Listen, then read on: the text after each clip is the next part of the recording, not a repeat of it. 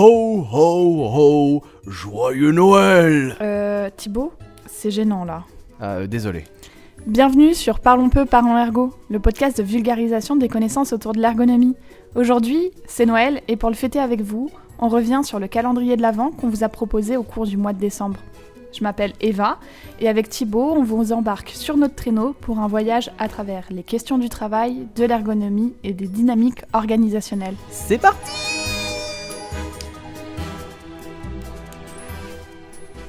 Reprenons un peu notre sérieux.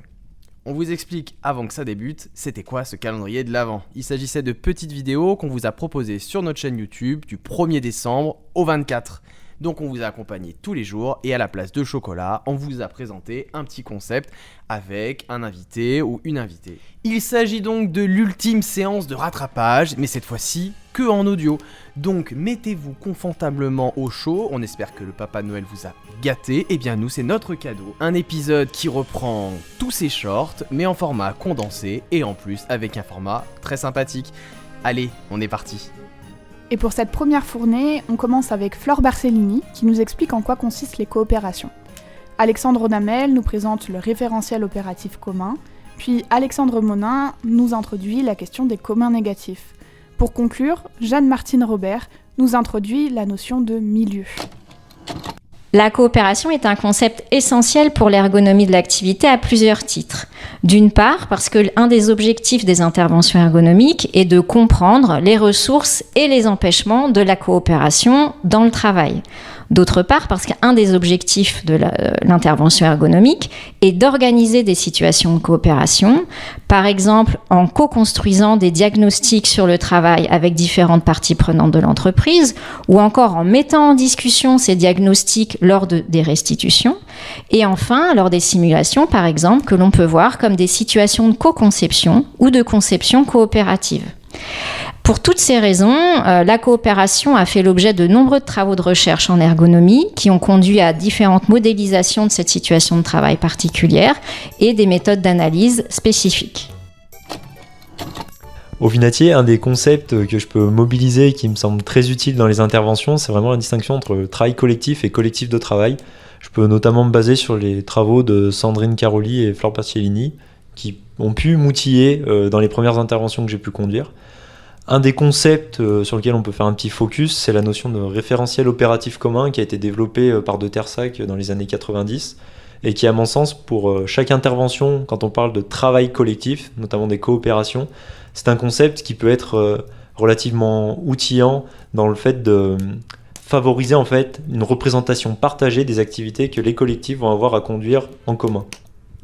Donc concrètement, ça peut passer par des temps d'espace de discussion sur le travail avec des collectifs, et ceci en fait afin de leur permettre de construire ce référentiel opératif commun. On voit que l'absence de référentiel opératif commun, en fait, elle peut derrière générer des situations de souffrance au travail et des demandes d'intervention sur les risques psychosociaux par exemple. Les communs, au sens d'Elinor Ostrom, ce sont des réalités que tout le monde veut s'approprier et on essaye de mettre en place des règles collectives pour éviter ça et les faire perdurer dans le temps. Ce que j'ai appelé moi des communs négatifs, après d'autres, ce sont des réalités que finalement personne ne veut s'approprier, pour autant dont il faut peut-être demain assurer une gestion collective à mesure qu'elles vont se multiplier. Par exemple, des sols pollués, des infrastructures en déshérence, des rivières asséchées, qui va s'en occuper? Comment est-ce qu'on arrive à refaire du commun et du collectif autour de ça? Et puis un autre enjeu autour des communs négatifs, ce sont ces réalités qui ne ressemblent pas forcément à des ruines, mais qui sont ruineuses en fonctionnement. Ça peut être le smartphone en tant qu'il dure 2 ans, ça peut être la voiture qui est aussi un grand générateur de gaz à effet de serre. Et donc qu'est-ce qu'on va faire de ces éléments qui ne sont pas forcément adaptés pour le maintien des conditions d'habitabilité sur la planète? Comment est-ce qu'on arrive à se réapproprier collectivement ces enjeux, refaire du commun autour d'éléments dont il va falloir se poser éventuellement leur arrêt, leur fermeture, leur démantèlement? C'est ça la problématique aujourd'hui des communs négatifs. Alors, faire milieu, c'est un problème, 3 auteurs et quelques idées autour de la vie, de la mort et du travail. Le problème, c'est que parfois, on est encore vivant, physiologiquement parlant, mais que quelque chose peut être mort. Alors, qu'est-ce qui est mort dans cette histoire? Pour répondre à cette question, j'ai fait un dialogue entre 3 auteurs, Georges Canguilhem, Tim Ingold, John Dewey, et j'ai formulé un concept que je nomme « faire milieu ». Faire milieu, c'est un geste de tressage qui désigne ces manières de faire tenir ensemble la croissance d'un arbre, la pluie soudaine, un changement de loi, une baisse de prix, les horaires de l'école, le rhume du petit. Faire milieu, c'est un geste de mise en correspondance de multiples choses et phénomènes hétérogènes. Faire milieu désigne ce sentiment que les choses roulent, ce sentiment d'accord, d'harmonie avec tout ce qui nous traverse. Faire milieu, c'est une expérience où la vie naît d'un équilibre de relations précaires, tissé par nos gestes quotidiens. Faire milieu resitue le travail dans la vie, il est un art du faire avec, nécessaire à l'existence. Est-ce que vous pensez que le corps et la santé sont intrinsèquement liés à la question organisationnelle ? Eh bien, pour répondre à cette question, on vous propose d'écouter dans un premier temps Catherine Delgoulet, qui nous présente la question de la pénibilité et de la soutenabilité. Willy Bushman, quant à lui, introduira la question des TMS et de la prise en charge en ergonomie. Et enfin, Karine Chassin nous parle des gestes professionnels.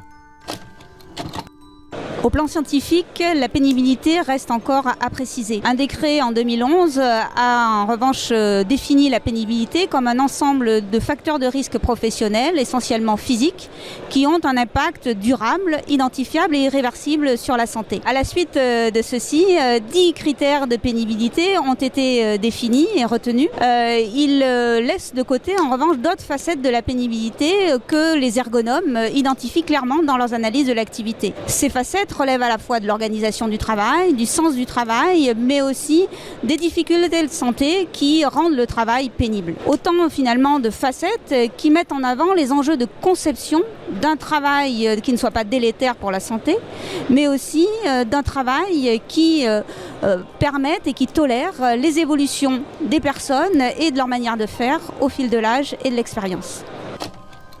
Le trouble musculo-squelettique reste un problème d'ampleur. Pour nous, c'est lié essentiellement à 3 problèmes. Le premier, c'est l'émirage du solutionnisme technologique, c'est-à-dire qu'une bonne partie des concepteurs pensent que les problèmes de TMS se résoudront par des nouvelles technologies. Or, c'est quand même plutôt autour des problèmes d'organisation du travail. Le deuxième problème est en lien avec le modèle de l'homme au travail qu'ont les concepteurs aussi des situations de travail.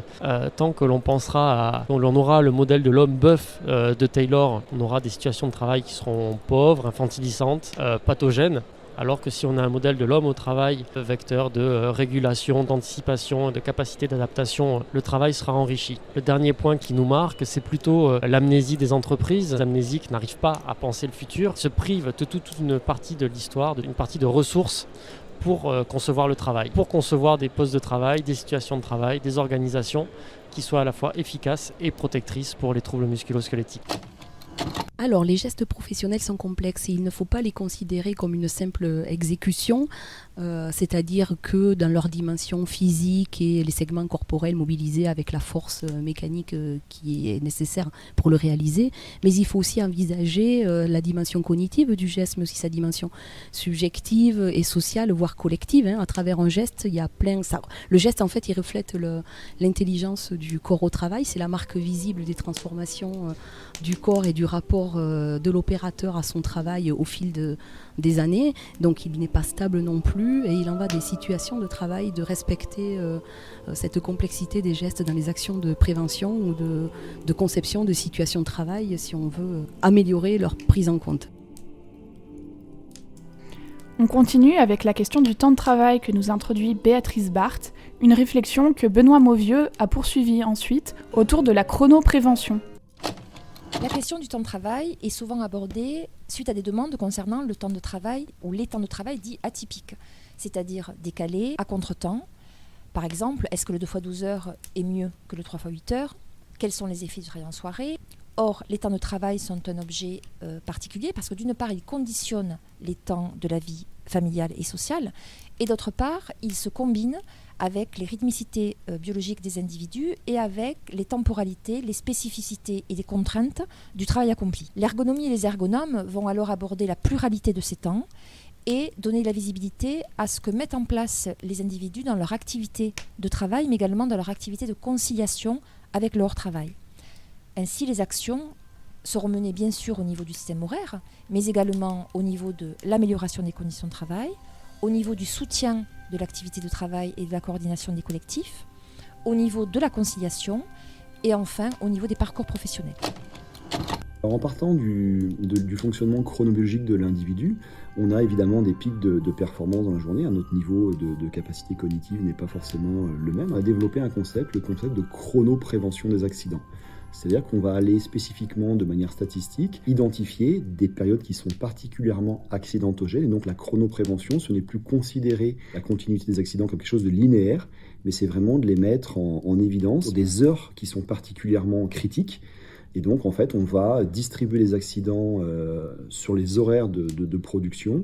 On va les ramener au nombre de salariés qui sont impliqués à ces moments précis. On va multiplier ça par un facteur, par exemple, de gravité des accidents pour, en fait, faire ressortir des périodes dans la journée, dans la semaine, dans le mois, des périodes qui sont particulièrement accidentées, ce qui va permettre à l'ergonome, en fait, de focaliser son attention sur ces périodes critiques pour essayer justement de proposer des aménagements, en recrutant, par exemple, plus de personnel ou en proposant des solutions d'aménagement pour réduire ces accidents. L'importance des dimensions organisationnelles en tant que support à l'activité a animé notre calendrier de l'Avent pendant plusieurs jours. Sandro de Gasparo nous a parlé de la valeur économique du travail. Clara Similowski, elle, nous a parlé des organisations capacitantes. Et enfin, Antoine Girard a introduit la notion de capacité et ses liens avec la sécurité. Sans oublier Géraldine Bondy, qui est venue nous parler de didactique professionnelle. Du point de vue du travail, il est très important de faire une distinction entre la dimension monétaire de la valeur et la dimension réelle. En effet, on est plutôt habitué à penser en termes monétaires. Des prix, des coûts, des dépenses, des recettes. Or, ce qui compte le plus du point de vue de la valeur, ce sont les effets utiles réels qu'on cherche à produire. Comment on cherche à apporter des réponses à des attentes, des besoins, des aspirations des personnes ou même de la société. Et également comment on cherche à prendre en compte des externalités, c'est-à-dire des effets induits par l'activité sur la dimension environnementale ou sociale. Or, face à la crise écologique, aux problématiques aussi sociales qu'on rencontre, on a besoin aussi de repenser le périmètre de la valeur en prenant en compte ces dimensions-là. C'est en rouvrant la boîte noire de la dimension réelle de la valeur qu'on peut alors repositionner le travail vivant comme étant au cœur de la création de valeur. De quoi est-il question lorsqu'on parle de développement dans les organisations ? L'économiste Amartya Sen liait le concept de développement à celui de liberté. Il parle de capacité pour désigner les capacités réelles des individus à choisir et agir. L'ergonome Pierre Falzon s'est inspiré de ses travaux et a désigné les organisations de capacitantes lorsqu'elles permettent justement le développement des capacités. En clair, une organisation capacitante offre un cadre adaptable selon les personnes et les situations, encourage les débats sur la qualité du travail et favorise les collectifs du travail. Une organisation capacitante permet le développement, au sens large, des connaissances, des savoir-faire, des règles du travail. C'est précisément ce que les ergonomes cherchent à faire en mettant les personnes en capacité d'apprendre et d'agir, notamment via des outils réflexifs comme les espaces de débat sur le travail. Dans les systèmes artisanaux tels que la profession de guide de montagne, la sécurité est principalement garantie par la compétence experte des opérateurs. Et donc ce qu'on observe, c'est que la formation des acteurs de terrain est souvent focalisée sur l'acquisition de compétences techniques. Or, on peut se demander si cette compétence est toujours suffisante pour agir en sécurité. On peut essayer de répondre à cette question en mobilisant le concept de capacité.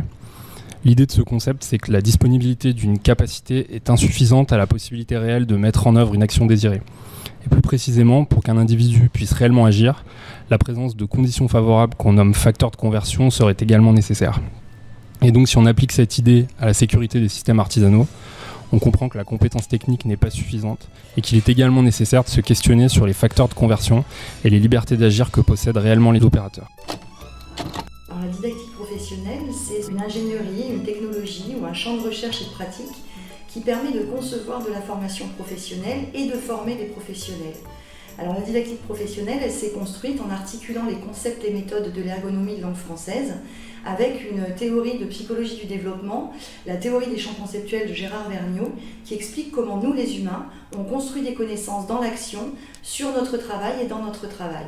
Alors en didactique professionnelle, on analyse plutôt le versant cognitif de l'activité pour identifier et caractériser ce que vous appelez des savoirs professionnels de référence et des situations d'action caractéristiques. À partir de l'analyse de ces résultats, on conçoit, en se basant sur une pédagogie, des situations de formation qui permettent de mettre au travail ces savoirs professionnels de référence en utilisant de la simulation, de la vidéo ou d'autres supports. Et puis enfin, la didactique professionnelle, c'est le soubassement théorique et méthodologique qui permet aujourd'hui de mettre en place ce qu'on appelle des actions de formation en situation de travail, les AFES. Et si on abordait maintenant la dimension spatiale? C'est en tout cas ce que nous propose Dan Nigeon en nous présentant l'analyse de l'espace en lien avec l'analyse de l'activité.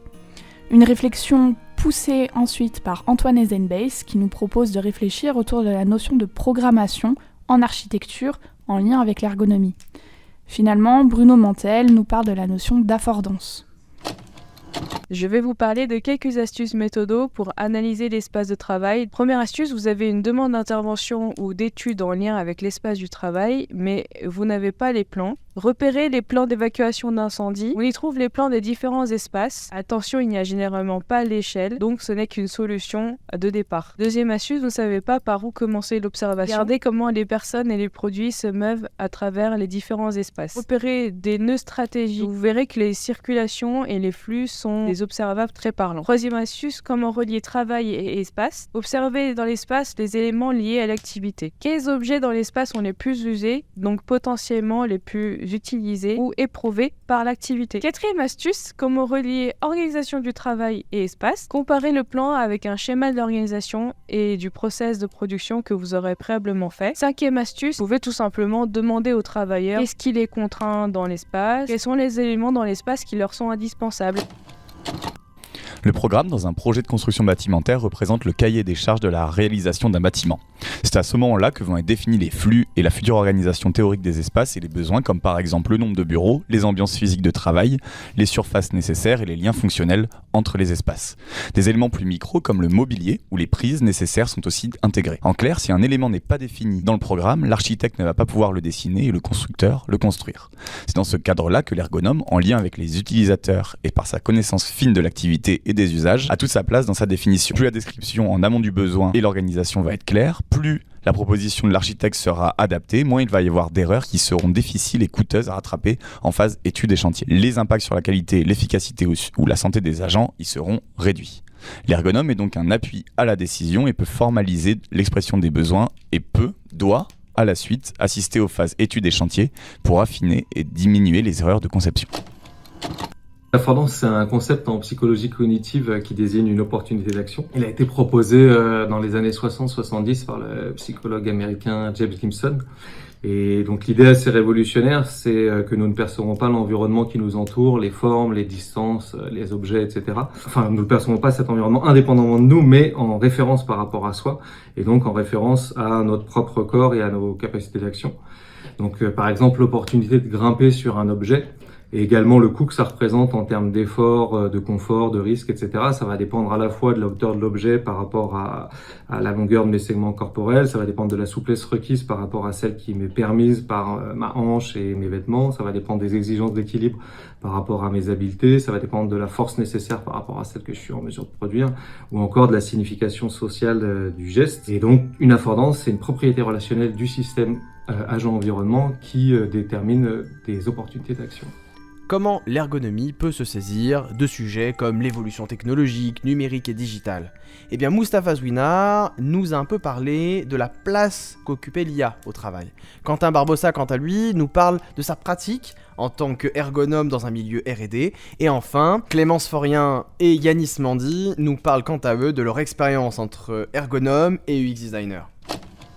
L'intelligence artificielle constitue aujourd'hui un sujet central dans les réflexions sur le travail et l'emploi. L'une des craintes qu'elle soulève est qu'elle pourrait engendrer une vague d'automatisation d'une telle ampleur que cela pourrait générer un remplacement généralisé des salariés et par conséquent une suppression massive des emplois. Il faut noter que l'une des limites de ces études, c'est qu'elles ne tiennent pas compte d'un certain nombre de facteurs importants, comme par exemple l'organisation du travail. Le scénario le plus probable qui se dégage, c'est moins une automatisation totale qu'une automatisation partielle qui va impliquer une transformation plus ou moins profonde des activités des salariés. Notre approche plus positive, il faut que l'IA puisse assister les activités des opérateurs et non pas les remplacer. C'est la perspective de la complémentarité entre humain et IA. À accompagner les salariés, qui inclut l'ensemble des acteurs concernés, tout en prenant en compte les questions fondamentales d'organisation, sécurité et de santé au travail. Quelques éléments de définition pour commencer, où il s'agit de s'intéresser tout d'abord à la technologie que l'ergonome s'apprête à analyser et considérer comme nouvelle Lorsqu'on parle de nouveauté, c'est avant tout la question de l'apport, donc en quoi ça couvre un besoin, mais aussi de l'impact, et en quoi ça va impacter les habitudes de consommation ou le travail en tant que tel. La mission, qui est plus liée à de l'ergonomie prospective, est centrée vraiment sur l'utilisateur et le travailleur, qui va chercher à analyser et anticiper ces problèmes. Et l'enjeu, en fait, pour l'ergonome, c'est de ne pas être trop technocentré, de rester vraiment dans son champ d'action, qui reste l'humain, et de faire remonter les problématiques d'acceptabilité liées à une non-adéquation avec un besoin réel, en fait, du travailleur ou de l'usager. Et on peut avoir aussi l'ergonome qui est plus orienté sur la gestion de projet, qui lui pourra intervenir sur le management, afin que la technologie puisse être opérée correctement. Donc l'organisation à mettre en place pour que la technologie soit développée, mais aussi maintenue à l'avenir. Je suis UX designer interne dans le secteur de l'énergie. Pour devenir UX designer, j'ai obtenu un master d'ergonomie et de psychologie du travail. Par la suite, j'ai fait une formation d'1 an d'UX design. Ces différentes formations me permettent de connaître une multitude de méthodologies, de l'analyse de l'activité au grand principe de l'amélioration des applications. Actuellement, au sein de mon entreprise, je travaille essentiellement sur des applications métiers dédiées aux collaborateurs.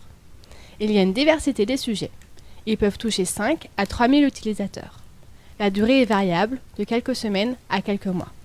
Je peux intervenir sur toutes les phases d'un projet, de la réception du brief à la recherche utilisateur, au prototypage et test utilisateur. Mes activités sont diverses, de la réalisation d'entretiens, du questionnaire ainsi que d'immersion terrain. J'anime également différents types d'ateliers, de cadrage, de priorisation et d'idéation. Par ailleurs, je fais des tests utilisateurs et des études ergonomiques basées sur certains critères. En tant que consultant ergonome et UX designer, j'interviens dans plusieurs secteurs, dont notamment la santé et l'automobile. La durée de ces interventions peut varier en fonction du besoin formulé et retravaillé avec le client. Ça peut aller d'une conception très en amont, qui va démarrer d'un benchmark, la mise en place d'une bibliographie, la réalisation d'ateliers de conception et d'idéation, la passation de tests, puis la proposition de recommandations, à la simple réalisation de tests utilisateurs lorsque le projet est déjà bien avancé. Ce que j'aime particulièrement dans mon métier, c'est le fait de naviguer entre ces différents secteurs. Ça peut aller de la conception de cockpits de véhicules à des robots pour de la chirurgie ophtalmique. Et tout ça, parfois même dans la même journée. Il y a également le fait d'échanger avec des collègues, ce qui permet d'enrichir ses compétences au travers de celles des autres et de leurs interventions. Allez, on conclut l'épisode avec la pratique en ergonomie en donnant la parole à des personnes qui nous expliquent comment ils interviennent sur le terrain en fonction de leur statut. Benoît Langlois nous parle de l'ergonomie en interne, Mohan Bacha, lui, du handicap et de la SST, et finalement, Kathleen Troussier nous présente la thèse en ergonomie. Moi, je suis ergonome interne pour le ministère des Finances, pour Bercy. Donc, en gros, l'environnement de travail, c'est les impôts, c'est aussi les douanes.